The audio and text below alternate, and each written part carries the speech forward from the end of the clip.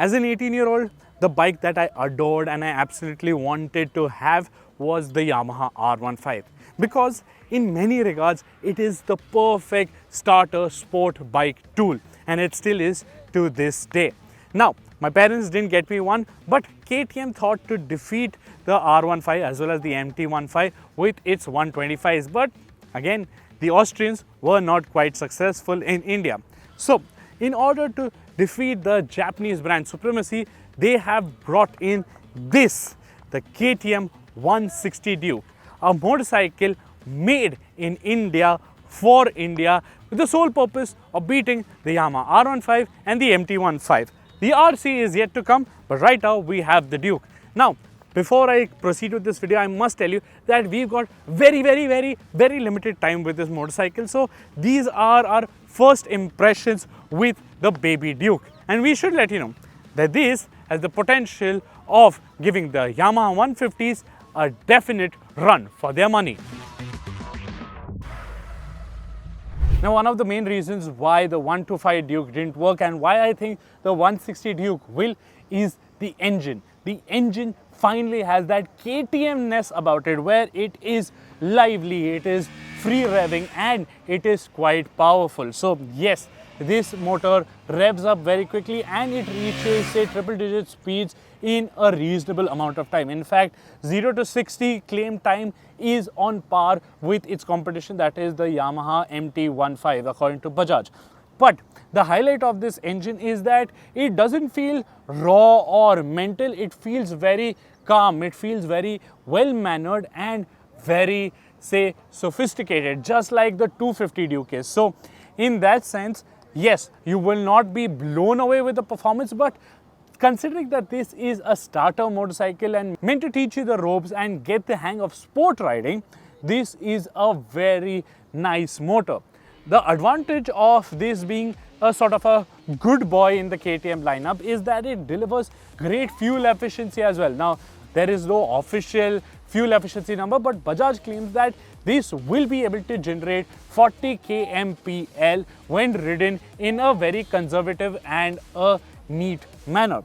The highlight again of this engine comes down to the fact that this is a very tractable motor. So majority of the drive is available from 4,500 RPM, but it's not like anything below that is a struggle. In fact, even if you keep the bike in third gear, you can ride away from speeds as low as 15 kilometers per hour. Yes, 15 kmph on a KTM in third gear is phenomenal. Even in sixth gear, you can ride away from speeds as low as 30-35 kmph without any bothering, without any shudder.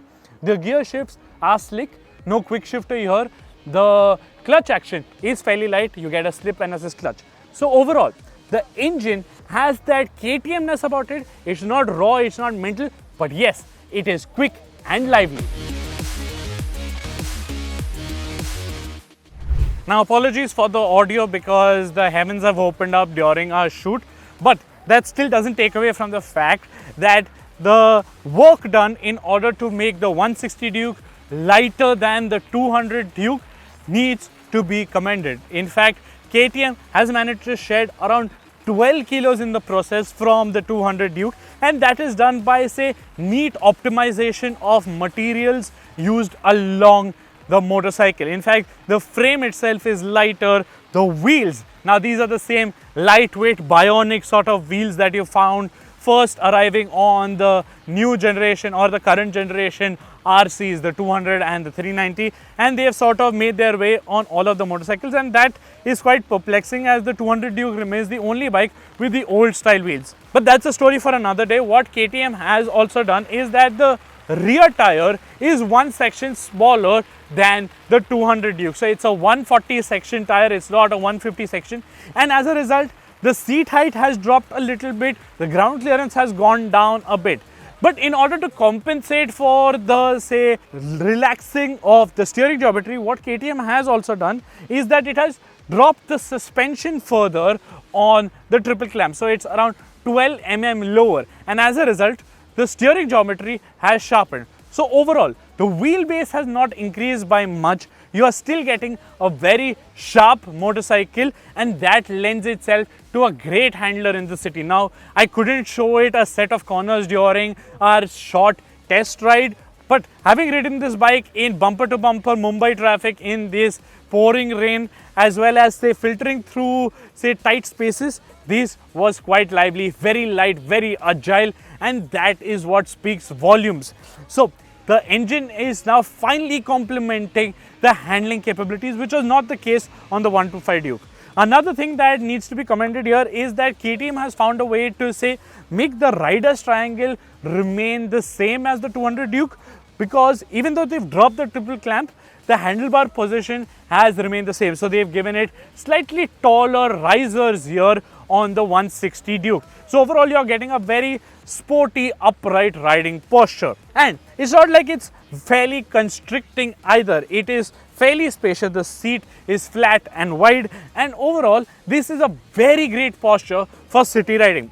Another thing that should be commended is that KTM has found a way to make the suspension tune ideal between say sport riding and tackling our bad road conditions. In fact, Mumbai roads right now, especially during our shoot location, were atrocious. So KTM has retuned the suspension components, both the USD fork as well as the monoshock from the 200 Duke, to suit the lightweight characteristics of this motorcycle. And considering that this is going to be say a more comfy bike than the 200 Duke, this is say softer but still very much say blunted motorcycle. What I would have liked for my weight especially, I would have liked to tweak the preload settings, but considering that this is from bottom, that is going to be sort of say easily adjustable, and then I would get say a flattish ride. Right now when I sit on the bike, it sags quite a bit, and hence maybe say bumping up the preload by a couple of notches should do the trick. But going over bad roads, bad stretches, it is phenomenally smooth. It is very, very composed, and this is a great say ride setup for both the city roads as well as for spirited riding.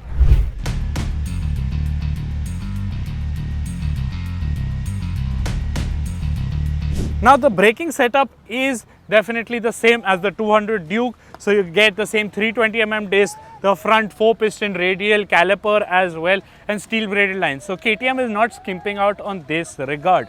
Where this bike feels like a letdown is in a couple of departments. Firstly, the engine vibrations. They are not harsh, they are not bothersome, but they are evident. So what it does is that at say revs up from 4000 RPM all the way up to the red line, they are persistent and noticeable. These are not say harsh, but they are evident. So you will get to know that there is a buzzy sensation, especially at the foot pegs. And it's not like it amplifies or dials down as the speeds increase. In fact, it remains the same, and that is where it sort of differs from the other KTMs that we've experienced so far.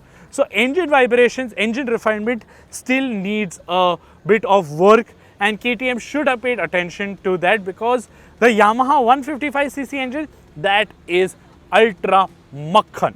Now the other say downer for me is that in order to get the Bluetooth pack, which is say the turn-by-turn navigation, music controls and whatsoever, you have to pay an additional 5,000 rupees to get it. Yes, the bike doesn't come stock with it. The functionality is there. There is a separate Bluetooth module that you can purchase anytime after your purchase of the motorcycle. You can go to a KTM service center and you pay 5,000 rupees and you will get that. But why do I need to spend that extra 5,000 rupees? Because this is already 5,000 rupees dearer than the top version of the Yamaha MT-15, which gets the TFT screen. This one doesn't. This one gets the LCD screen. So why KTM? Why skimp out on such a basic thing? And USB port, this one doesn't have that. The Yamaha does. And in fact, even the panels and the fit and finish is not quite as say premium as the other KTM that we have seen so far. This is clearly the previous generation of KTM, and there is where we feel that KTM should have taken a step up, because you will see a lot of loose and unruly wires, especially on this side of the motorcycle. And when you see the new 250s or the 390s, you see a very clean layout, whereas this is all cluttered. So that lets down the motorcycle in a slight manner. But what do you think about this color of the motorcycle? This is not the flashiest or the best of one.